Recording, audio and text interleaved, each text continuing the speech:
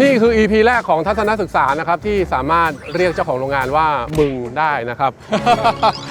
เรียนมาด้วยกันก่อนอื่นพวกคุณกรุณาไหว้เจ้าของโรงงานด้วยนะครับไหว้ครับ สวัสดีครับ ไม่ต้องไหว้พวกนี้ครับเสียมือครับเสียมือครับ เฮ้ยบ้าอำนาจเหรอเนี่ย คืออันนี้เป็นเพื่อนที่เรียนมาด้วยกันนะครับเรียนแบบเรียนห้องเดียวกันเลย อ๋อเดี๋ยวนี้แบบเป็นไข่มีพาวแล้ว รู้จักเจ้าของโรงงาน ไม่เชิงครับเรียกว่าเป็นผู้มีพระคุณดีกว่าเพราะว่าถ้าไม่มีเขาคณิตศาสตร์ฟิสิกส์ลอกมันมาหมดเลย จริงเหรอ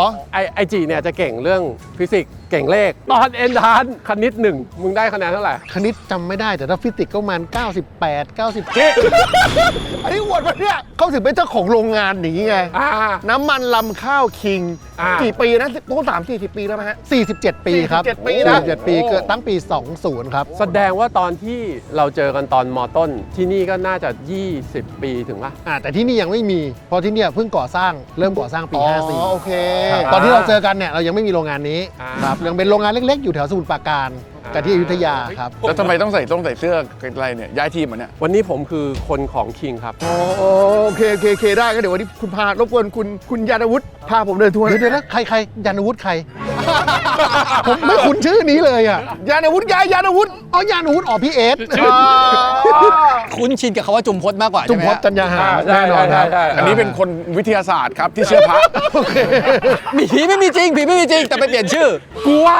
ไปดูขั้นตอนที่1ของการทำน้ำมันลำข้าวก่อนนั่นคือขั้นตอนอะไรวะจิเป็นการฉ่ำลำสุ่มตัวอย่างฉ่ำลำแต่อยากบอกนิดนึงว่าถ้าไม่ใช่ทีมเสือร้องไห้ถ้าไม่ใช่ทีมพี่เอสเนี่ยเราอาจจะไม่ได้มีการมาดูโรงงานแบบนี้เพราะว่านี่คือครั้งแรกในรอบ47 ปีของการก่อตั้งน้ำมันลำข้าวคิงมาที่มีการเข้ามาดูโรงงานแบบนี้เกิดขึ้นเพื่อนคุณอ่ะเจ๋งมากนะโรงงานเป็นไม่รู้กี่ร้อยกี่พันไร่อะบ้านคุณยังเสาเอียงๆอยู่เลยนะเดี๋ยวพากันไปดูอันนี้คือฉ่ำลำเพื่อแซมปลิ้งลำขึ้นมาเพื่อตรวจสอบคุณภาพครับในสมัยก่อนเนี่ยเขาเรียกมันจะเป็นแท่งเหลาเหล็กที่เสียบไปในกระสอบเสียบเข้าไปในกระสอบข้าวแล้วก็ดึงออกมาหลักการคล้ายๆกันแต่ว่าของเราตัวนี้เป็นการฉ่ำลำคือต้องบอกว่ารำของเราเนี่ยเป็นรำข้าวจากโรงสีในประเทศไทยมาทั้งหมดลำเนี่ยจะเห็นว่าในรถบรรทุกเนี่ยมันสูงมากในอดีตในโรงสีที่ไม่ค่อยดีหรือซื้อกันตามทั่วไปเนี่ยมันจะมีการปลอมปนหรือว่าคุณภาพเนี่ยมันไม่สม่ำเสมอเราก็ต้องมาตรวจสอบการฉ่ำเนี่ยคือการเก็บตั้งแต่บนลงล่างเสียบลงไปจนสุดแล้วเราก็จะเสียบทั้งหมด6จุดต่อ1คันโดยเราจะไม่บอกคนขับรถว่าเราจะเสียบตรงไหนบ้างใช่เพื่อป้องกันไม่ให้เขาเตรียมตัวอย่างมาแล้วก็อย่างจุดที่เรายืนอยู่เนี่ยจะอยู่บนชั้น2ทำให้คนขับรถกับคนฉ่ำลำเนี่ยไม่สามารถพูดคุยกันได้เพื่อต้องการทำให้มันไม่หัวใช่เพราะเราต้องการของที่มีคุณภาพดีที่สุดชอบตรงที่แบบว่าไอ้ที่ทำอยู่เนี่ยมันเป็นเหมือนจอยแบบ PlayStation เลยอ่ะแบบกดเลี้ยวซ้ายเลี้ยวขวาแบบนี้อันที่ใช้สุ่มคุณภาพคืออันที่อยู่ในชามใช่ครับตัวนี้เราจะสุ่มแต่ละตัวแล้วเราจะมามิกซ์รวมกันเพื่อผสมให้เป็นตัวอย่างเดียวเราตัวนี้ไปตรวจสอบคุณภาพตัวตรวจสอบคุณภาพเนี่ยมันจะมีความสำคัญมากเพราะว่าเราเนี่ยจะตั้งเกณฑ์มาตรฐานของตัวรำข้าวไว้ถ้าทำได้ต่ำกว่ามาตรฐานเราก็จะตีกลับแต่ถ้าคุณภาพดีกว่ามาตรฐานเราจะมีการบวกพรีเมียมแถมตังค์ให้กับผู้ส่งซึ่งความยากและความท้าทายของเราคือการสร้างความน่าเชื่อถือและไว้วางใจให้กับทางผู้ส่งลำกับเราเพราะเราเป็นผู้ตรวจฝ่ายเดียวตรวจเสร็จปั๊บเราบอกคุณภาพไม่ดีเราตีกลับเขาก็ต้องเชื่อเราแต่ถ้าเราตรวจเสร็จปั๊บคุณภาพดีเราต้องซื่อสัตย์พอที่เราจะแถมตังค์ไปเลยทีนี้พอเราพูดว่าลำที่ดีมันคือลำยังไงฮะคือรำของเราเนี่ยเห็นอย่างนี้นะครับเราต้องใช้เป็นรำที่มาจากโรงสีข้าวถึงเราไม่เกิน24ชั่วโมงคือรำต้องสดใหม่เสมอเรารับรำอยู่ประมาณวันละ700ตันต่อวันแล้วเราก็ต้องใช้หมดภายในวันเราต้องมีหารำมาให้ได้650ตันทุกวันใช้หมดแล้ววันรุ่งขึ้นก็ต้องมาอย่างเงี้ย700 650ทุกวันคุณอาจจะเคยได้ยินคำว่าลำมันหืนเนี่ยคือมันจะมีค่ากรดต้องบอกว่ามันเป็นอนุมูลอิสระของในตัวรำเนี่ยมันจะมีเอนไซม์ไลเปสย่อยสลายตัวไขมันมันก็จะกลายเป็นตัวไขมันอนุมูลอิสระ ซึ่งมันจะเป็นตัวที่ทำให้คุณภาพของน้ำมันที่ออกมาปลายทางเนี่ยมันไม่ดีเราต้องคัดตัวที่มันมีค่ากรดเนี่ยต่ำเพื่อคอนเฟิร์มว่าคุณภาพมันสดใหม่เสมอคือต้องบอกว่าจริงๆแล้วในข้าวเปลือก1เมล็ดเราจะแกะออกอันแรกปุ๊บเปลือกข้าวออกไปเราเรียกว่าแกลบเอาออกแกลบเราจะได้เป็นข้าวกล้องควรกินข้าวกล้องเพราะกินแล้วมีคุณภาพสุขภาพดีมีวิตามินสูงจากข้าวกล้องมาเป็นข้าวขาวส่วนที่หายไปคือเลนกู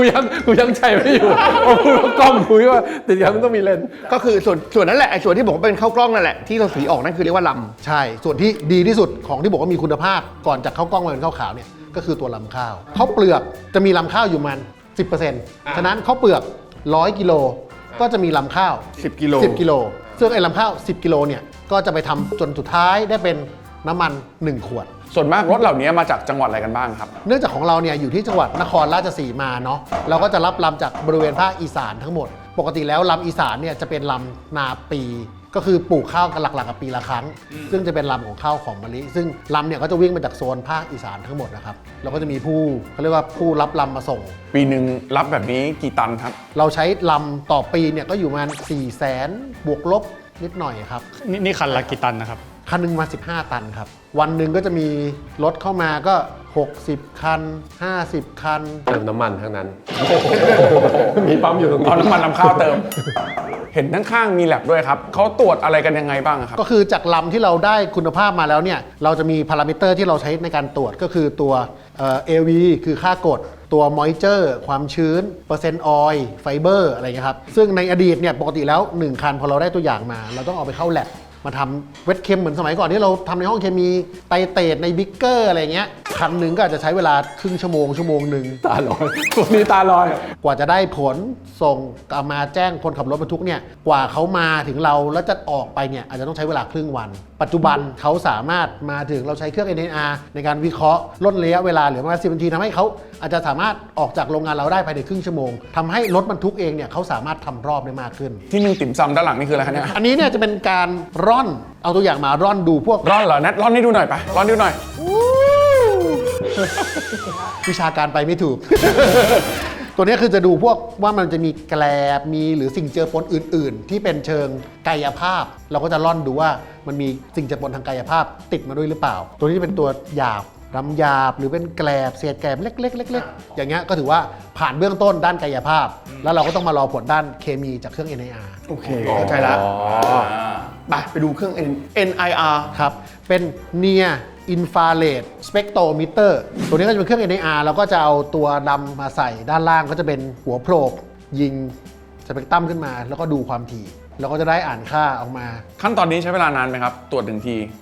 ไม่เกิน 5 นาที พอเราได้ผลตัวเนี้ยเราก็จะรู้แล้วว่าลำตัวเนี้ยดีกว่าเกณฑ์ต่ำกว่าเกณฑ์ต้องบวกเงินให้พ่อค้าเท่าไหร่ หรือว่าจะต้องไม่รับอะไรเงี้ยครับ อ่ะไปต่อกันไหม ไปต่อครับ ไป ตรงนี้คืออะไรครับคุณเพื่อน จากที่เมื่อกี้เรามาจากตัวฉ่ำลำรถลำที่ได้คุณภาพดีแล้วผ่านแล้วเนี่ยก็จะมาลงที่หลุมดำจากหลุมดำด้านหน้าเนี่ยครับก็ลำก็จะถูกลำเลียงขึ้นผ่านกระเพาะขึ้นไปได้บน แล้วก็เทลงมาในไซโล ตัวนี้คือกระเพาะมันจะเป็นตัวกระเพาะตักยกขึ้นไป แล้วก็ไปโปรยลงด้านบน พอโปรยลงด้านบนเสร็จปั๊บเวลาเราจะเอาไปใช้ครับเราจะดึงออกทางด้านล่าง เพื่อที่เราจะมั่นใจได้ว่าลำที่เราได้มาเนี่ยจะเป็นลักษณะของไฟโฟคือ first in first out ตัวที่มาก่อนจะถูกนำไปใช้ก่อน เพื่อให้ลำเนี่ยใหม่สดอยู่เสมอ อันนี้คือตัวที่เราร่อนออกมาจากตัวลำข้าว จากลำข้าวที่เราเห็นว่ามาเป็นเม็ดๆสวยๆสวยๆจริงๆแล้วเนี่ยมันจะมีสิ่งเจือปนพวกนี้อยู่ เราต้องมาร่อนออกให้หมด เพื่อการันตีคุณภาพว่าทุกอย่างที่จะเข้าไปในกระบวนการของเราเนี่ยเป็นลำที่สะอาด แสดงว่าบนหัวเราคือเครื่องร่อน เครื่องร่อนที่คล้ายๆกับที่เมื่อกี้เราเห็นที่มันสั่นๆกันอยู่ แต่ละช่องเนี่ยมันก็จะไม่เหมือนกันเพราะว่าช่องนี้จะเป็นช่องที่เราเอาสิ่งเจือปนขนาดใหญ่ออกก่อน ช่องถัดไปจะเป็นสิ่งเจือปนที่เล็กกว่า เช่น จะเป็นพวกแกลบเป็นพวกปลายข้าว ซึ่งแต่ละอย่างเนี่ยเราจะแยกขายในคนละราคา ตัวนี้เราสังเกตว่ามันมีจุดออกหลายเลเวลจะออกไม่เหมือนกัน ชั้นบนสุดจะเป็นตัวร่อนหยาบชั้นล่างก็จะเป็นตัวละเอียดขึ้น และตัวที่ผ่านทั้งหมดคือตัวลำข้าว ก็จะเข้าสู่กระบวนการอัดเม็ดต่อไป อ๋อ ข้างในมีตะแกรงอยู่หลายๆ ใช่เป็นตะแกรงที่มีขนาดไม่เท่ากัน ทำไมต้องไปแยกเกรดมาด้วยอ่ะ บางครั้งมันคือแกลบมันคือปลายข้าว พวกเนี้ยเราจะมีชาวบ้านมารับซื้อ อาจจะไปผสมพวกอาหารสัตว์ให้กับชุมชนชาวบ้านแถวนี้อะไรเงี้ยครับ พอร่อนตรงนี้เสร็จแล้วไงต่ออ่ะ ร่อนตรงนี้เสร็จแล้วเดี๋ยวเราจะเข้าสู่กระบวนการอัดเม็ด อาคารเนี้ยคืออาคารเตรียมวัตถุดิบก็จะมีกระบวนการหลักๆคือกระบวนการอัดเม็ด แต่ความยากอย่างหนึ่งที่อยากจะเล่าให้ฟัง น้ำมันลำข้าวคิงของเรานะครับเป็นโรงงานน้ำมันลำข้าวที่ใหญ่ที่สุดในประเทศไทยไอ้เครื่องจักรแบบเนี้ยกระบวนการแบบเนี้ยเราต้องคิด เราต้องพัฒนาจากกระบวนการตัวเอง เราไม่สามารถไปหาจากที่อื่นได้ ที่ผ่านมาที่ไมเราถึงไม่เคยเปิดโรงงานให้ใครเข้ามาเยี่ยมชม เพราะนี่คือโน้ตฮาว เมื่อกี้จิบอกเอาไว้ว่า เราจะเข้าสู่กระบวนการอัดเม็ด สงสัยกันไหมว่าทำไมต้องเอาลำข้าวไปอัดเม็ด ตัวเนี้ยอธิบายให้เข้าใจอย่างนี้ก่อนครับว่า ในการเราเอาน้ำมันออกจากลำข้าวเนี่ยเราเป็นการใช้ตัวทำละลายคล้ายๆกับสกัดหัวน้ำหอมออกคือเราเอาตัวลำข้าวไปแช่อยู่ในตัวทำละลาย แล้วเราก็ให้มันละลายน้ำมันออกมา พ แต่ฟังดูว่าแล้วทำไมต้องไปอัดเม็ดการอัดเม็ดเนี่ยเป็นการอัดเม็ดเพื่อทำให้เวลาเราไปเข้าสู่เครื่องสกัดเนี่ยมันสามารถให้ตัวทำละลายมันไหลผ่านออกได้ง่ายเดี๋ยวเรามาดูกันว่าตัวอย่างเม็ดเป็นยังไงแต่ตรงเนี้ยมันยังไม่ผ่านกระบวนการคูลิ่งฉะนั้นเนี่ยอุณหภูมิมันจะยังสูงอยู่อุณหภูมิประมาณ 90 องศาอันเนี้ยมันก็ยังจะร้อนแล้วก็ยังจะชื้นอยู่นิดหน่อย เฮ้ยเม็ดเหมือนไอ้เนี่ยกิมจอ ใช่ เหมือนกิมจ้ออันเนี้ยยังไม่แข็งแต่ถ้าไปผ่านกระบวนการ drying cooling ข้างล่างมันจะทำให้เป็นเม็ดมากขึ้น และตัวเนี้ยจะเป็นตัวที่เราเอาไปสกัด ดึงน้ำมันออกมาจาก ใช่ค เม็ รับ ดเหล่านี้ สังเกตลองดูสีไว้ สีตอนนี้จะเข้ม เดี๋ยวพอไปดูปลายทางเม็ดแบบนี้ยังคงอยู่ แต่สีจะอ่อนลง เพราะน้ำมันมันออกไป โอเค ไปต่อครับ ขอบคุณมากครับ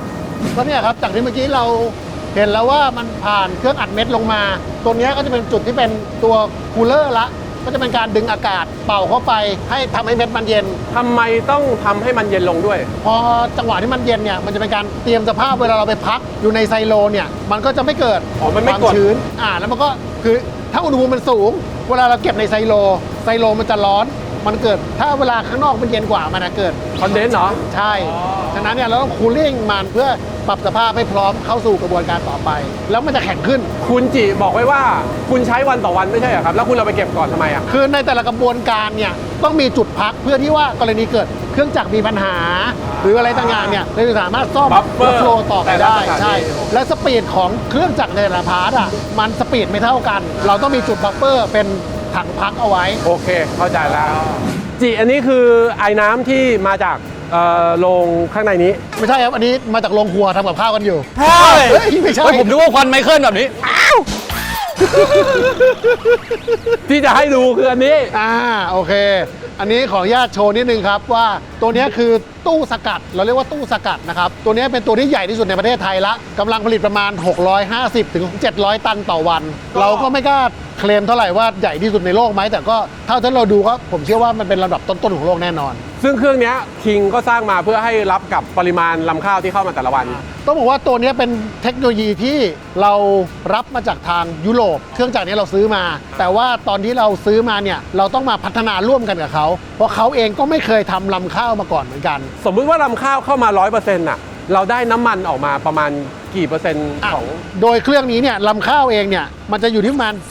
15-18%ฉะนั้น 15-18%เป็นน้ำมันที่เหลือก็จะเป็นลำสกัดน้ำมัน ตัวลำสกัดน้ำมันเนี่ยเราก็จะส่งขายอาหารสัตว์ ซึ่งจริงๆต้องบอกว่าคนส่วนใหญ่จะมองว่าน้ำมันลำข้าวคิงคือขายน้ำมันลำข้าว แต่จริงๆเรามีรายได้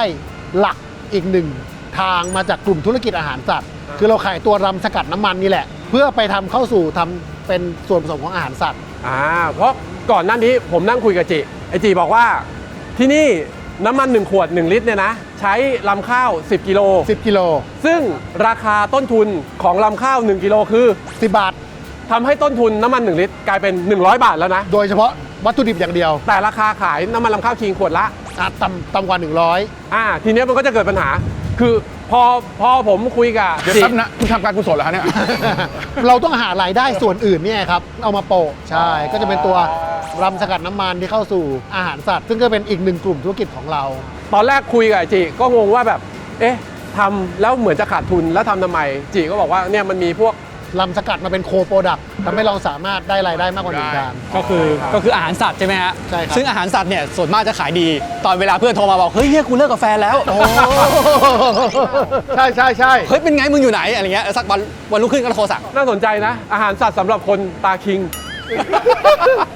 จากการสกัดซึ่งเราจะสกัดกิมจ้อสีเข้มอันนี้ ใช่ครั ผ่า บ นเจ้าเครื่องที่เราเดินผ่านมาเมื่อกี้ เสร็จแล้วเราจะได้ออกมา 2 อย่างนั่นคือ ตัวรำสกัดน้ำมัน ซึ่งจะเห็นได้ว่าสีมันจะอ่อนกว่าเมื่อเทียบกัน อีกตัวหนึ่งจะเป็นตัวน้ำมันลำข้าวดิบ ซึ่งน้ำมันลำข้าวดิบเราก็จะเก็บอยู่ในถัง ไซโลนี้ ด้านหลัง ส่วนลำสกัดน้ำมันเราก็จะเก็บอยู่ในไซโลฝั่งนู้น ซึ่งตรงนี้ก็จะเป็นจุดแยกของ2ผลิตภัณฑ์ของเรา สีน้ำมันมันขุ่นเข้มขนาดนี้เลยเหรอ ใช่ครับ มันเป็นน้ำมันลำข้าวดิบ คือตัวเนี้ยพอเราสกัดออกมาแล้วเนี่ย ตัวเนี้ยจะเหลือน้ำมันน้อยกว่า 1%เรียกว่าน้ำมันทั้งหมดในลำข้าวจะออกมาอยู่ที่นี่ละ ในกิมจ้ออย่างเงี้ย100%เราจะได้น้ำมันออกมาประมาณกี่เปอร์เซ็นต์อะ ประมาณ 15-18% ส่วนที่เหลือก็จะกลายเป็นกิมจ้อสีอ่อนแบบนี้ ใช่แล้วครับ ซึ่งเจ้านี่เอาไปทำอะไรได้บ้างครับ ตัวนี้เราไปขายเป็นอาหารสัตว์ครับ แล้วไอ้เนี่ยครับเราไปทำอะไรต่อ ตัวเนี้ย เราก็จะคัดส่วนที่มีคุณภาพดีที่สุดส่งไปเข้าสู่กระบวนการกลั่นส่วนในคุณภาพที่รองลงมาเนี่ยเราก็จะส่งส่วนที่เราไม่ได้กลั่นเนี่ยเข้าสู่อาหารสัตว์เหมือนกัน ไปเป็นตัววัตถุดิบอาหารสัตว์เหมือนกัน อะไรเป็นตัวแยกว่าน้ำมันอันไหนจะเป็นอาหารสัตว์น้ำมันอันไหนจะเป็นอาหาร ตัว คน ค่า acid value ครับหรือเรียกว่า AV ยิ่ง AV ต่ำมันก็จะมาจากเป็นน้ำมันที่มาจากรำที่สดใหม่กว่าเพราะอย่างที่เราบอกตั้งแต่ตอนแรกคือเราวัดค่า AV ยิ่งรำใหม่ AV ยิ่งต่ำเรายิ่งเอาตัวนั้นแหละครับมาผลิตเป็นน้ำมันรำข้าวที่เราใช้ในครัวเรือนกัน ซึ่งไอ้ส่วนที่เป็นน้ำมันสำหรับให้คนบริโภคจีบอกว่าในน้ำมันรำข้าวจะมีสารตัวหนึ่งที่ผลิตผลอื่นไม่มีนั่นคือ โอลิซานอลใช่ครับตัวโอลิซานอลเนี่ยจะมีเฉพาะอยู่ในน้ำมันรำข้าวเท่านั้น ซึ่งตัวนี้จะเป็นสารต้านอนุมูลอิสระ ซึ่งมีฤทธิ์มากกว่าวิตามิน E 6 เท่า ตัวนี้จะมีทั้งโอลิซานอลแล้วก็มีทั้งไฟโตสเตอรอล ไฟโตสเตอรอลเอาไว้ทำอะไรอ่ะ ไฟโตสเตอรอลจะเป็นตัวที่ช่วยป้องกันการดูดซึมคอเลสเตอรอล เหมือนเป็นตัวบล็อก เป็นตัวบล็อกใช่ครับ เพราะจริงๆโครงสร้างของตัวไฟโตสเตอรอลเนี่ยจะมีโครงสร้างคล้ายกับคอเลสเตอรอลโครงสร้างมันจะคล้ายกันพอเราทานอาหารที่มีคอเลสเตอรอลแทนที่ร่างกายจะดูดซึมคอเลสเตอรอลมันก็จะไปดูดซึมเอาตัวไฟโตสเตอรอลซึ่งเป็นแพลนสเตอรอลแทนทำให้มันป้องกันการดูดซึมคอเลสเตอรอลแต่ในขณะเดียวกันโอริซานอลก็มีผลงานวิจัยรองรับ เช่นกันว่าลดคอเลสเตอรอลที่ไม่ดีหรือลด LDL และเพิ่ม HDL ถ้าทานต่อเนื่องอันนี้เรา อย่าเพิ่งขึ้นแล้วนะ ต้องกลั่น ขึ้น ก่ แล้ว อน ดูแล้วสียังเป็นน้ำใบบกอยู่ แต่เดี๋ยวเมื่อกี้บอกว่ามันจะมีส่วนหนึ่งที่ไปทำเป็นอาหารสัตว์อีก ตัวนี้แหละครับเราก็จะคัดตัวเกรดที่เราไม่ได้ใช้ในกระบวนการกลั่นส่งไปเข้าสู่โรงงานผลิตอาหารสัตว์ เหมือนเวลาที่ผมไปฟาร์มเราก็จะมีมิกอาหารสัตว์กับไอ้พวกนี้มิกอาหาร เป็น กัน มิกเซอร์เขาก็จะมีสูตรกันว่า เขา สำหรับลูกหมูต้องใช้ ใช่ ไขมันกี่เปอร์เซ็นต์ อ๋อคืออันนี้ ก็ต้องเติมเข้าไปเพื่อให้ได้สูตรตามที่เขาต้องการ คือเวลาไปที่ฟาร์มอ่ะไอ้ตรงที่เลี้ยงสัตว์เลยเขาจะมีมิกเซอร์ที่เป็นตัวผสมอาหารข้างๆเลยคุณเคยไหมที่เขาผสมอาหารเป็นเหมือนบางทีก็เป็นเหมือนถังปุ๋ยอะไรเงี้ยแล้วเขาจะผสมเขาจะมีสูตรเขียนไว้เลยว่าใช้พวกนี้ด้วยก็เป็นหนึ่งในอุตสาหกรรมของที่นี่ เป็น ทำพวก ธุรกิจ ได้ ของที่นี่ใช่ โอเค โรงงานใหญ่ขนาดนี้ผมไม่ค่อยเห็นมีพนักงานเลย อันนี้คือไม่มีตังค์จ้างคนงี้ป่ะฮะ จริงๆ แล้วเราต้องบอกว่าโรงงานของเราเนี่ยมีอยู่ประมาณ 200 คนที่นี่ แต่ว่าเราเดินเครื่อง 24 ชั่วโมง 3 กะ ฉะนั้นเนี่ยต่อวันต่อตึกเนี่ยก็จะมีคนอยู่แค่ประมาณ 3 4 5 คนเท่านั้น ทุกอย่างเราก็จะทำงานผ่านห้องคอนโทรลรูมก็จะมีการใช้ตัวคอมพิวเตอร์ในการคอนโทรลกระบวนการทั้งหมดครับเพื่อควบคุมคุณภาพ ซึ่งความปลอดภัยโรงงานนี้ต้องบอกว่าสุดยอด ครั้งสุดท้ายที่เกิดเหตุขัดข้องเมื่อไหร่ครับ เมื่อวาน ไม่ใช่ แต่ว่าพอเป็นเพื่อนเอ็ดดี้ขอถามอีกคำถามหนึ่งได้ไหมพอเราคิดว่าเราจะทำโรงงานใหม่เนี้ยเมื่อปี 2554 ใช่ไหมฮะ ใช่ครับ 2554เนี่ยนานไหมตั้งแต่วันแรกที่คุยจนแค่โปรเจกต์นี้มันสามารถจะผลิตออกมาเป็นสินค้าได้ เราใช้เวลาก่อสร้างที่นี่ประมาณ 1 ปีกว่า คนตอกเสาเข็มที่นี่คือไอจิ ผมอยู่ในตั้งแต่ช่วงตอกเสาเข็มกันที่นี่เลย ก็ถือว่าเร็วนะปีกว่าจนเสร็จหลุดลังโรงงาน ในเฟสแรกเราจะมีเฉพาะโรงสกัด แล้วโรงกลั่นเนี่ยเรามาสร้างภายหลัง เราต้องสร้างธุรกิจตัวโรงสกัดก่อน ซึ่งเราก็มีการพัฒนาต่อยอด อย่างที่เนี่ยเราใช้โซลาร์เซลล์ประมาณ 10% ของพลังงานไฟฟ้าที่นี่มาจากโซลาร์เซลล์ส่วนด้านหลังเนี่ยเรามีที่ดินประมาณอีก 400 ไร่ ขุดบ่อน้ำประมาณ 50 ไร่ เป็นบ่อน้ำผิวดิน แล้วเราก็ใช้บ่อน้ำผิวดินเนี่ยมาใช้ในกระบวนการผลิต ที่เนี่ยเราจะเรียกว่าเป็นซีโร่ดิชาร์จคือไม่มีการปล่อยออก อย่างบ่อน้ำด้านหลังเนี่ยในบางปีที่น้ำดี เราสามารถใช้น้ำ 100% จากบ่อน้ำ เล่นสงกราร เล่นสงกรานต์ปาร์ตี้โฟม บ้า ไม่ใช่ ผมปาร์ตี้โฟมครับเฮ้ยแต่จะบอกว่าถ้าจะมีสักคนที่จะบอกว่าเรียนฟิสิกส์เรียนเคมีเรียนชีวะแม่งเอาไปใช้อะไรวะนี่คือตัวอย่างที่ดีๆนะทำโรงงานทำบ่อทำอะไรดู เดี๋ยวนะมึงเรียนวิทย์วะอะไรวะ ผมเรียนเครื่องกลครับ จริงๆคือกรนแบบกรนกรน หอมอันนี้คนละกลนนะน่าจะคนละกลน ก็ตอนนี้เรามาอยู่ในอาคารกลั่นของน้ำมันรำข้าวคิงแล้วนะครับ ต้องบอกก่อนว่าในกระบวนการเนี้ยเราจะเห็นจากตัวน้ำมันรำข้าวดิบที่เป็นสีน้ำตาลเมื่อสักครู่เนาะมันจะกลายเป็นน้ำมันสีใสในอาคารนี้ ความยากของอาคารนี้คืออะไร จากน้ำมันรำข้าวดิบเนี่ยเราจะต้องเอาสิ่งเจือปน สิ่งไม่พึงประสงค์ออก แต่ในขณะเดียวกันโอลิซานอลไฟโตสเตอรอลซึ่งเป็นของดีที่มันอยู่ในตัวน้ำมันรำข้าว ตั้งต้น 17,000 ppm เราต้องเอาของเสียออกโดยของดียังคงอยู่ ซึ่งตรงเนี้ยมันคือความยาก มันคือความละเอียดอ่อนและพิถีพิถันที่ทางกระบวนการผลิตเนี่ยเราต้องผ่านจากประสบการณ์แล้วก็ค่อยพัฒนามา ซึ่งเป็นส่วนหนึ่งที่เราได้รางวัลนวัตกรรมแห่งชาติ จากที่เราเข้ามานะครับตัวนี้จะเป็นกระบวนการที่ 1 ตัวน้ำมันดิบก่อนเข้าเนี่ยก็จะเป็นตัวนี้ที่เราเห็นกันมาแล้วเนาะ โอเค จะเป็นตัวสีเข้มๆอาจจะมีความข้นนิดนึงมีความขุ่นนิดนึงนะครับแล้วเราจะมาผ่านกระบวนการไปเรื่อยๆกระบวนการแรกคือเราจะผ่านเครื่องแยกยาง เพราะตัวน้ำมันเนี่ยน้ำมันพืชทุกชนิดเนี่ยจะมียางปนอยู่แล้วเราก็จะมาแยกยางออก อันนี้คือตัวที่แยกแล้ว แยกยางแล้ว คือเราจะเอาตัวน้ำมันดิบมา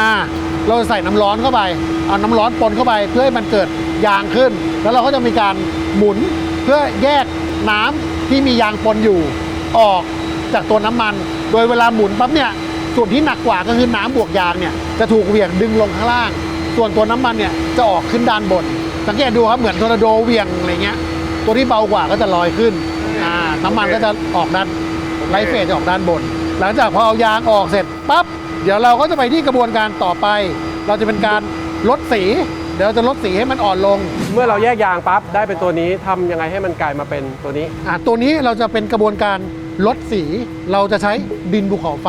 เดี๋ยวใครมีตัวอย่างดินภูเขาไฟไหมขออนุญาตหน่อยนี่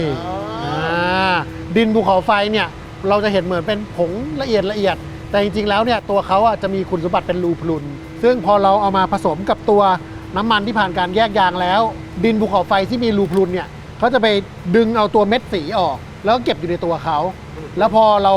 กรองออกไปเนี่ยเราก็จะได้ตัวน้ำมันที่มีสีอ่อนลง เวลาผสมก็คือเอาผงโรยลงไปแล้วปั่น แล้วก็ผสม เลย กันแล้วก็อยู่ในตัวถังข้างหลัง เสร็จปั๊บพอได้ระยะเวลาที่เหมาะสม เรามั่นใจว่าสีได้ตามเกณฑ์ของเราละเราก็จะมากรองออกด้วยเครื่องตรงหน้านี้ แล้วเจ้าตัวดินภูเขาไฟที่เขาดูดซับน้ำมันไปแล้วอ่ะเราเอาไปทำอะไรกับเขาต่อ ดินภูเขาไฟเนี่ยพอมาดูดซับไปแล้วเนี่ยมันจะมีตัวน้ำมันปนอยู่กับตัวเขาทางเราเนี่ยก็จะไปผสมกับตัวเชื้อเพลิงชีวมวลที่ใช้อยู่ในบอยเลอร์ของเรา ตัวสุดท้ายตัวนี้คือหอลดกรดแล้วก็ดับกลิ่นตัวนี้จะเรียกว่าเป็นเกือบจะเป็นขั้นตอนสุดท้ายของกระบวนการละ คือการทำน้ำส้มให้กลายเป็นน้ำสับปะรด ใช่ครับตัวนี้เราก็จะเป็นการให้ความร้อนกับตัวน้ำมัน แต่ตัวนี้จะเป็นการให้ความร้อนภายใต้ภาวะสุญญากาศ เพื่อที่จะทำให้เราไม่ต้องใช้ความร้อนสูงมาก มันก็จะเกิดการระเหยเอาสิ่งที่เราต้องการไม่พึงประสงค์เอาออกรวมถึงกลิ่นต่างๆด้วยเพราะอย่างเวลาเราเป็นน้ำมันที่เราไปทำกับข้าวแล้วเนี่ยสังเกตดูว่าจะไม่มีกลิ่นละซึ่งน้ำมันรำข้าวเนี่ยถือเป็นน้ำมันที่กลิ่นเนี่ยฝรั่งจะเรียกว่าเป็นกลิ่นนิวทรัลคือจะไม่มีกลิ่น ซึ่งจะต่างกับน้ำมันประเภทหลายๆประเภทที่จะมีกลิ่นเฉพาะตัวข้อดีคือเวลาเราเอาน้ำมันรำข้าวเนี่ยไปทำกับข้าวมันจะชูรสชาติของวัตถุดิบแท้ๆไม่ไปกลบกลิ่นของวัตถุดิบต่างๆอย่างเคยมีฝรั่งบางคนมาเยี่ยมโรงงานเรามาเยี่ยมบูธเราเอาน้ำมันรำข้าวไปทำเป็นน้ำมันสลัดให้ฝรั่งทานฝรั่งกินกับผักแล้วเขาบอกว่า this is the first time ที่ไอได้รสชาติกลิ่นรสของผักแท้ๆเพราะที่ผ่านมาเวลาเขาใส่น้ำมันสลัดด้วยน้ำมันประเภทอื่นมันจะมีกลิ่นของน้ำมันเข้าไปผสมตัวนี้ของเราเนี่ยก็จะเป็นหอดับกลิ่นซึ่งทำให้เอาสิ่งไม่พึงประสงค์ออกแล้วก็เป็นตัวควบคุมคุณภาพเกือบจะเป็นขั้นตอนสุดท้ายของเราเพราะฉะนั้นไอ้ตัวนี้ก็เหมือนจะเป็นหอกันเล็กๆ ใช่ครับ เพราะว่าเราให้ความร้อนเขาด้วย ใช่ตัวนี้ก็เรียกว่าหอกัดหอดับกลิ่นครับ จากตรงนี้เมื่อเราได้น้ำสับปะรดเสร็จปั๊บทำยังไงให้กลายเป็นน้ำมันรำข้าวตาคิงครับ ตัวสุดท้ายเนี่ยเราจะไปผ่านการกรองไขสังเกตดูตัวนี้มันยังขุ่นอยู่ เพราะมันมีส่วนของไขตัวนี้เราก็จะไปกรองออก แสดงว่าการกลั่นจริงๆ จบที่นี่แล้ว จบที่นี่ ขั้น ครับ ต่อไปที่ทำให้ใสคือการ กรองไขออก โอเค อันนี้เอาขนมไหว้พระจันทร์มาทำไมนะฮะ โอ้โหไม่ใช่ครับ อันนี้คือตัวไขรำข้าว ถ้าไม่บอกคิดว่าน้ำตาลปี๊บ อุ้ยมันหนึบๆด้วยอ่ะ ซึ่งไข่ที่ว่าได้จาก เอาตัวนี้เราเอาไปแช่เย็นลดอุณหภูมิลงให้มันเกิดไข แล้วเราก็เอามาผ่านตัวเครื่องฟิลเตอร์เพรสเป็นการคั้นออกมา สาเหตุที่เราต้องกรองไข่เพราะว่าจริงๆแล้วน้ำมันของเราเนี่ยเวลาเรากรองไข่เราก็จะมีการกรองไข่ในทำเป็นน้ำมันหลายๆเกรด น้ำมันของเราเนี่ยเนื่องจากเราส่งออกไป30กว่าประเทศทั่วโลกนะครับอย่างในยุโรปเนี่ยเราน่าจะเป็นแบรนด์ของไทยแบรนด์เดียวที่สามารถส่งน้ำมันไปขายที่ยุโรปได้เพราะว่าทางนู้นเนี่ยมาตรฐานของตัวน้ำมันเนี่ยมันก็จะมีค่าควบคุมต่างๆ ซึ่งต่างจากบ้านเรามันจะค่อนข้างซับซ้อนกว่ายากกว่าพิถีพิถันกว่าในการทำซึ่งตรงเนี้ยเราก็จะต้องกรองไขอย่างบ้านเราเนี่ยอุณหภูมิ30 25ก็ถือว่าหน้าหนาวละแต่ของต่างประเทศ0 องศาถ้าเราไม่กรองไขออกเนี่ยเวลาเราไปตั้งขายในเชลฟ์อะไรเงี้ยน้ำมันก็อาจจะมัวอาจจะขุ่นเราก็มีการกรองไขออกครับมันทำให้ตัวน้ำมันเนี่ยเรามีหน้าตาที่น่ารับประทานซึ่งอย่างตัวนี้พอเรากรองขายเสร็จแล้วได้น้ำมันออกมาเป็นน้ำมันเราจะเรียกว่าน้ำมันสำเร็จรูปละเราก็จะสามารถส่งขายทั้งเป็นแบบเบาก็คือไปเป็นแท้งส่งเข้าอุตสาหกรรมหรือถ้าเป็นบรรจุขวดเนี่ยเราจะส่งไปที่โรงงานที่สมุทรปราการ ซึ่งคือโรงงานที่ 1 โรงงานที่ 1 จริงๆโรงงานที่ 1 อยู่ที่สมุทรปราการนั่นคือสาเหตุที่ทำให้ผมเรียนอยู่ที่อาสาสมุทรปราการ ชีวิตคุณดีกว่านี้ได้นะ จริงๆไม่ต้องคบคนอย่างนี้ก็ได้ ของเราเนี่ยคือสิ่งที่สำคัญทั้งหมดคือเรื่องของคุณภาพ อย่างที่เมื่อกี้บอกคือของเราเนี่ยส่งไป 30 ประเทศ ทั่วโลก เรียกว่าเกือบจะครอบคลุมเกือบจะทุกทวีปเลย ความยากมันจะมีอย่างของการส่งออก คือแต่ละประเทศกฎหมายไม่เหมือนกันครับ ฉะนั้นถ้าเราจะส่งไปหลายประเทศ เราต้องผ่านกฎหมายของทุกประเทศ ฉะนั้นแลบของเราห้องปฏิบัติการของเรา ต้องเรียกว่าต้องคัดคนมาอย่างดี แล้วก็มีการลงทุนกับห้องแลบเป็นอย่างมาก อย่างของในวงการน้ำมันเนี่ยมันจะมีสถาบันที่เรียกว่า AOCS คือ American Oil Chemistry Society ของที่ประเทศอเมริกา เขาก็จะเป็นคนเป็นเรียกว่าเป็นเจ้าพ่อในวงการน้ำมันของแลบเขาจะเตรียมตัวอย่างแล้วก็ส่งไปให้แลบทั่วโลก เขาจะส่งเป็นอันโนนออกไป แล้วทุกคนก็ไปทำแลบของตัวเอง แล้วส่งผลกลับมา ว่าตรงกับที่อเม ว่า ริ ตร กาง ไหม กับที่เขาไหมใช่ ของเราเนี่ยทำหลายพารามิเตอร์ และอย่างในปีต้องบอกว่า 2 ปีล่าสุดเนี่ยเราได้รางวัลอันดับ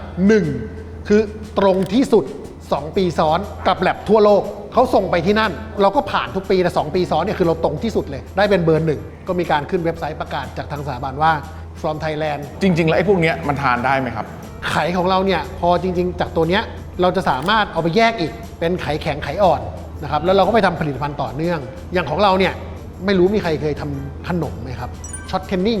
เนยขาวของเราเนี่ยจะสามารถทำช็อตเทนนิ่งหรือเนยขาวจากน้ำมันลำข้าวได้ ตัวช็อตเทนนิ่งเองเนี่ยเราก็ได้รางวัลจากสถาบันนวัตกรรมแห่งชาติเช่นกัน เฮ้ยเดี๋ยวนะ บ้านของคุณจิไม่ได้ขายแค่น้ำมันคิงเหรอครับ ผมจำได้มีลูกปากเหมือนจะมือเหมือนกันนะใช่ผมคุณที คือเรามีจริงๆ เรามีโปรดักต์ต่อยอดหลายตัวอย่างที่บอกครับเราต้องพยายาม utilize นำมาใช้ประโยชน์ในทุกๆ ส่วนที่เราแยกออกมาได้ เราไปทำตัวเนยขาวช็อตเทนนิ่งครีมเทียม non dairy creamer ที่เอาไว้ชงกาแฟ หรือจริงๆ อย่างตัวลำสกัดที่เราเห็นที่เป็นบอกว่าเราไปทำอาหารสัตว์จริงๆ เรามีอีกเฟสหนึ่งเราไปพัฒนาคุณภาพ เพิ่มเกรดให้กลายเป็นผงลำข้าวหรือแป้งลำข้าว เราก็เอามาทำเป็นซีเรียล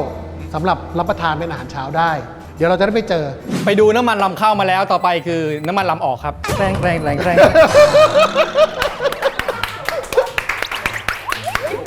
โอ้แล้ว เราเป็นผู้บริหารเราอย่าไปตามไปเยอะ เคิร์ฟด้วย อันนี้คุณจะโชว์อะไรครับคุณจิครับ คำถามที่ผมเจอถามทุกวันเวลาผมเจอเพื่อนๆหรือเจอคนรู้จักเนี่ยเขาจะถามก่อนเลยว่าน้ำมันลำข้าวเนี่ยทอดได้ไหมทำอะไรได้บ้าง อันเนี้ยเราก็จะมาบอกว่าน้ำมันลำข้าวเนี่ยเราทอดได้ทำอาหารจริง ๆ แล้วได้ทุกประเภท น้ำมันสลัด เอาไปหมักอาหารเอาไปผัดดีฟรายทำได้หมดเพราะน้ำมันลำข้าวของเราเนี่ยก็สโมกพอยต์หรือจุดเกิดควันเนี่ยก็อยู่ประมาณ 230 องศา ซึ่งปกติเวลาเราทำกับข้าวเนี่ยเราทอดอย่างเงี้ยอย่างมากน้ำมันก็ประมาณ180 190 องศา 230 มันมากเกินพออยู่แล้ว คำถามสำคัญครับ สาร 2 อย่างที่คุณว่าช่วยต่อต้านอนุมูลอิสระ เวลาเราทอดด้วยความร้อนแบบ 200อย่างเงี้ยมันหายไปไหม ไม่หายครับ อันเนี้ยเราก็มีการทำรีเสิร์ชเรียบร้อย สามารถมีเปเปอร์พิสูจน์ได้ว่าไม่หาย เพราะเรามีการเอาน้ำมันที่ทอดแล้วผ่านการใช้งานแล้ว ไปวัดวิเคราะห์ออริจินอลด้วยว่ามันยังอยู่ไหม ฉะนั้นเนี่ยจริง ๆ แล้วน้ำมันของเราเนี่ยคำถามแรกคือใช้ทำอะไรได้บ้าง ผมก็ต้องตอบทุกคนว่าทำได้ทุกอย่าง ต้มผัดแกงทอดคำถามที่ 2 ต่อมาเหมาะกับใคร จริง ๆ แล้วเราใช้ได้กับคนทุกเพศทุกวัย เด็กใช้ได้ผู้ใหญ่ใช้ดี ต้องบอกว่าน้ำมันลำข้าวเนี่ยหลายๆบ้านหลายๆครอบครัวเนาะอาจจะไม่ใช่ช้อยส์แรกที่เลือก ด้วยราคาของมันอาจจะค่อนข้างสูงเมื่อเทียบกับน้ำมันประเภทอื่น แต่เราจะมีลูกค้า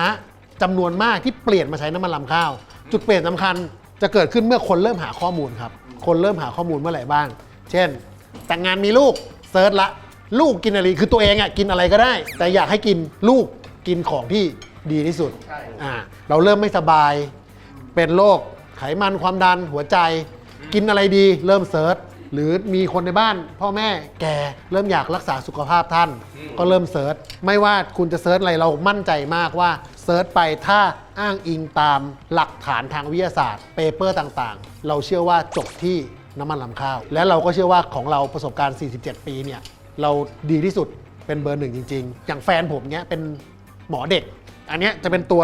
ผมก็กล้าพูดผมก็แอบเอาแฟนมา เป็น อ้างอิงเพราะแฟนผมเนี่ยคือจะต้องคัดทุกอย่างที่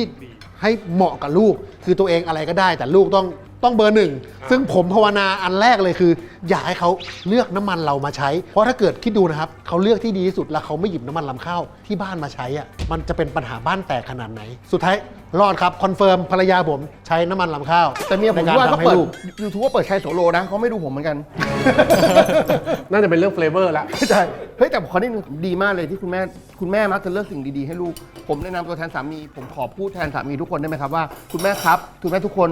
คุณเลือกสิ่งดีๆให้ลูกแล้วรบกวนเลือกสิ่งดีๆให้ตัวเองทานด้วยนะครับอยาก อันนี้จริง อยากให้ ด้วย ตัวเองทานสิ่งที่ดีด้วยทานกับลูกก็ได้เพราะว่าสังเกตไหมหลายคนน่ะพอกับลูกนี่คือโอ้โหตั้งใจมากเลย แต่กับตัวเองอ่ะกิน อะไร น ก็ อน ได้ ไม่ดีผมว่า อินเนอร์มาเต็ม ไม่เพราะถ้าคุณไม่แข็งแรงคุณไม่ยิ้มแย้มได้ผมอยากให้ทุกคนคุณแม่มีความสุขด้วยนะเพราะนั้นเป็นช้อยที่ดีใช้น้ำมัน เพราะว่าถ้าแม่มีความสุข ลูกก็จะมีความสุข แต่ถ้าเกิดจะให้แม่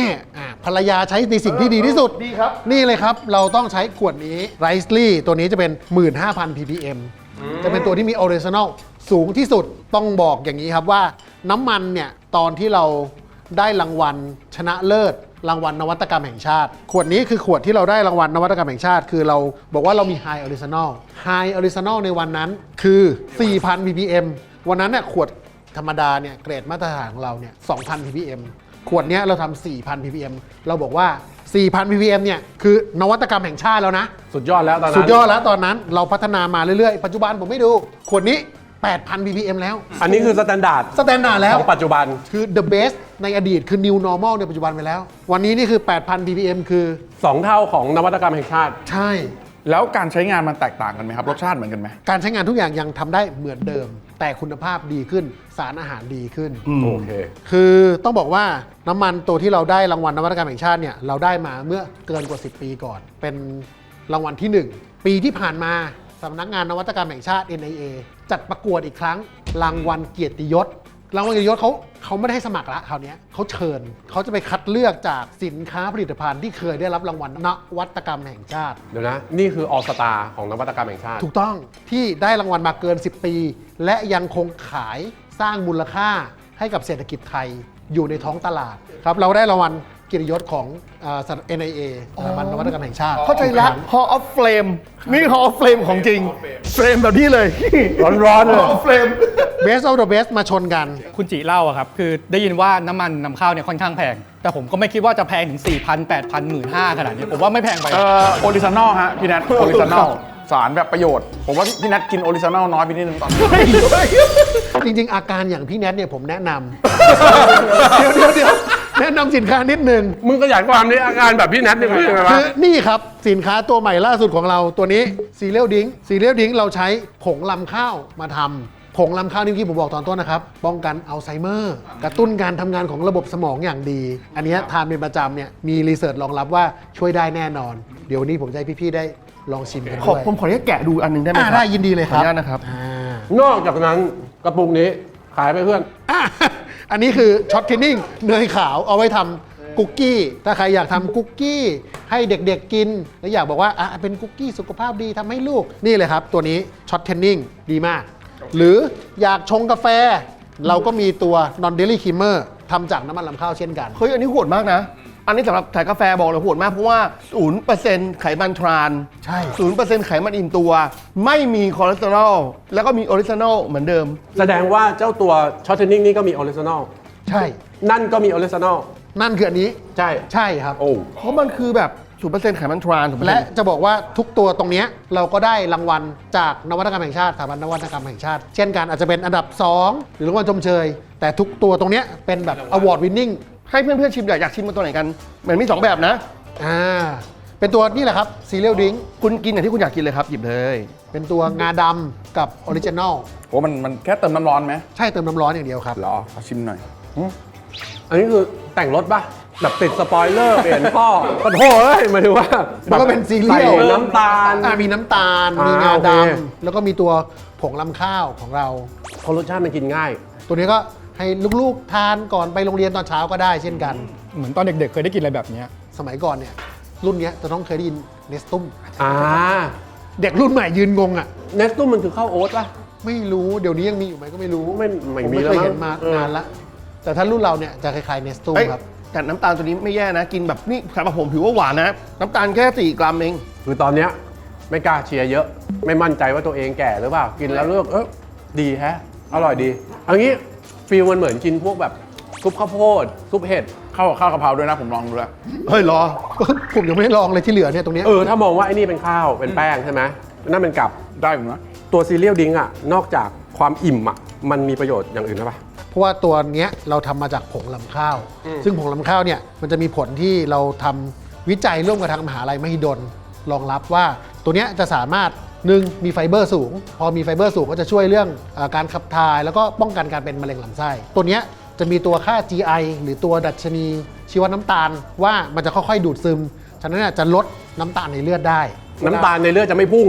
จะไม่พุ่งถูกต้องครับ ตัวนี้ก็จะมีตัวช่วยลดคอเลสเตอรอลเพราะว่าตัวนี้เราทำจากผงออริจินอลจะอยู่ใน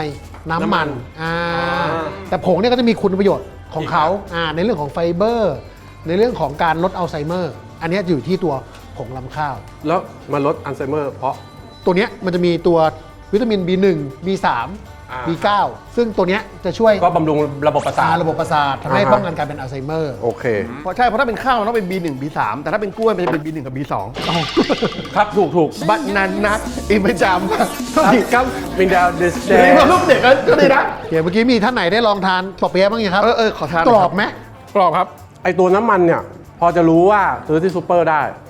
แต่พวกอื่นๆเหล่านี้ซูเปอร์มีขายปะ อย่างตัวช็อตเทนนิ่งเนี้ยมีขายตามซูเปอร์ครับ แต่อย่างตัวซีเรียลดิ้งตัวเนี้ยเราเพิ่งเปิดตัวผลิตภัณฑ์ก็ขายตามช่องทางออนไลน์ ดีเพื่อนเอ็ดดี้นี่ติดตะกร้าให้ไหมเดี๋ยวเราช่วยขายให้ในติ๊กต็อกแล้วกัน แต่ถ้าดีแบบที่เล่าให้ฟังนะ ผมว่าอันเนี้ยน่าสนใจมากเลย คือกินกาแฟก็จะแบบสบายใจอ่ะคิดภาพไหมแล้วก็อาหารเช้านี่กินก็จะมีความสุขถ้ามันดีอย่างเงี้ยแฮปปี้เลย แต่ถ้าเริ่มต้นก็ไปตัวนี้ก่อนได้ จริงๆก็อยากให้ตัวเนี้ยเป็นน้ำมันที่คู่ครัวคนไทยทุกบ้านที่รักสุขภาพ หลายๆคนอาจจะไปชนกับน้ำมันมะกอก บอกว่าน้ำมันมะกอกดีจริงๆน้ำมันมะกอกก็ดีนะครับเพียงแต่ว่าน้ำมันมะกอกอาจจะไม่ได้สอดคล้องกับพฤติกรรมการทำกับข้าว ของไทย ที่ต้องการใช้ความร้อนสูงมากเท่าไหร่ ฉะนั้นเนี่ยน้ำมันลำข้าว ถือว่าตอบโจทย์สำหรับครัวคนไทยที่รักสุขภาพ เข้าปั๊มครั้งต่อไปก็อย่าลืมครับ คิงเต็มถัง ออริจินอลครับ มันมีประโยชน์ต่อการทำบุญไหมฮะ เวลาเราเทพวกเติมน้ำมันอะไรเงี้ย จริงๆ จุดไฟติดไหมก็เหมือนน้ำมันทั่วไปครับ มันให้พลังงานจุดไฟได้ แต่ว่าอันเนี้ยขั้นแรกขอให้ทานก่อน ถ้าทานแล้วยังเหลืออยู่ จะไปทำบุญทำทานต่ออันเนี้ยไม่ติดครับ อยากได้เปลวไฟที่มีคุณภาพ มีสารอาหารเนี่ยแหละฮะ เจ้าที่ครับ เดี๋ยวผมเอาน้ำมันที่มีออริจินอลมาให้ ถือว่าเป็นน้ำมันที่อร่อยอยู่นะ น้ำมันที่เอาไปทำกับข้าวแล้วอร่อย ผมกินไปเยอะเลย ใช่ผัดแห้งด้วย แล้วก็นี่เป็นครั้งแรกในรอบ40กว่าปีที่เปิดโรงงานให้ดู เป็นครั้งแรกในรอบ 47 ปี เป็นทีมแรกแล้วก็ได้เพื่อนมาแล้วก็จริงๆ แล้วต้องบอกว่าถ้าไม่ใช่